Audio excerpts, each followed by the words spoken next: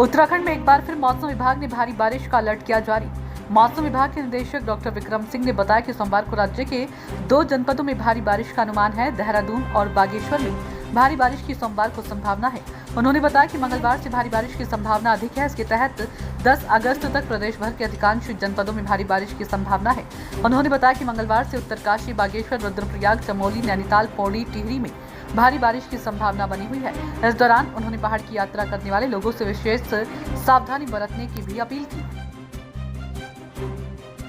उत्तराखंड के लिए मौसम की बात करें, आज 5 तारीख हो गई है अगस्त की जो है, और बारिश की एक्टिविटी तो ठीक ठाक मिल ही रही है। जो नॉर्मल के आसपास एक्टिविटी अभी पास 24 आवर्स में वो मिली है। और हैवी रेन तो हालांकि नहीं है, एका दुक्का जगहों में, जिसमें कि जो आपका देहरादून डिस्ट्रिक्ट में एक है ऑटोमेटिक वेदर स्टेशन में मिला डाटा, और इसी तरह बागेश्वर डिस्ट्रिक्ट में जो एक जगह हैवी रेन मिली है सामा में। बाकी हल्की से मध्यम तक की ही बारिश है, लेकिन हाँ ये कि अनेक जगहों तक है, ज़्यादातर जगहों तक में है, और सामान्य मानसून अभी मिल रहा है डे टू डे में।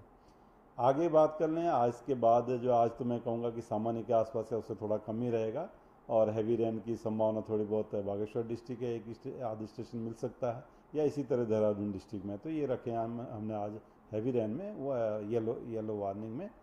तो ठीक है, ये नॉर्मल एक्टिविटी के विदिन है, और कमी एक्टिविटी आज भी सामान्य के आसपास ही दिख रही है, उससे थोड़ी कमी होगी। लेकिन कल से 6-7 तारीख से जो है जो एक्टिविटी वो थोड़ी बढ़ेगी। आप ये कह सकते हैं कि ज़्यादातर जगहों में प्रदेश में हल्की से मध्यम बारिश को मिलने वाली है।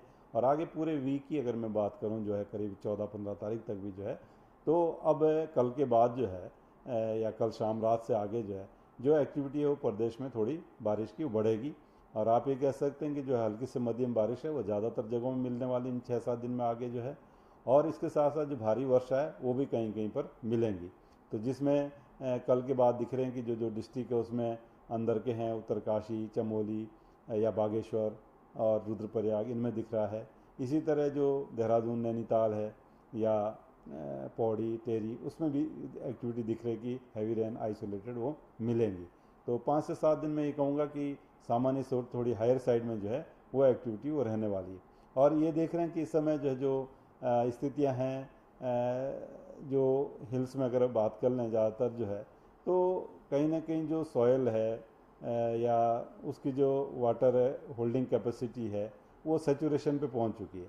अब जो बारिश मिलेगी वो कहीं ना कहीं जो लैंडस्लाइड है या फ्लैश फ्लड है, उस तरह की चीज़ों को वो ज़्यादा बढ़ावा देगी। जहाँ पे भी हैवी रेन या थोड़ी जो है मॉडरेट रेन भी है, लेकिन शॉर्ट ड्यूरेशन में वो मिल जाए, जिसको कि आप इंटेंस स्पेल वगैरह बोलते हैं हम लोग, तो ऐसी जो एक्टिविटी हिल्स में दिखेंगी तो उसमें कहीं ना कहीं जो है आपको फ्लैश फ्लड है या फिर जो है लैंडस्लाइड की जो चीज़ें हैं वो बढ़ती हुई दिखेंगी। तो ये है कि अभी जो आवागमन कर रहे हैं लोगों, काफ़ी सावधानी रखें। रास्ते आपको बंद मिल सकते हैं जगह जगह में। तो ये जो उच्च हिमालयी क्षेत्रों में खासकर जो आवागमन करें, उनको ये चीज़ों का बहुत ध्यान रख के आवागमन करना पड़ेगा। इसी तरह नदी नालों के आसपास जो रह रहे हैं लोग, उनको भी इसी तरह का, ना तो नदी नालों में जाना है, उसके आसपास जाना चाहिए।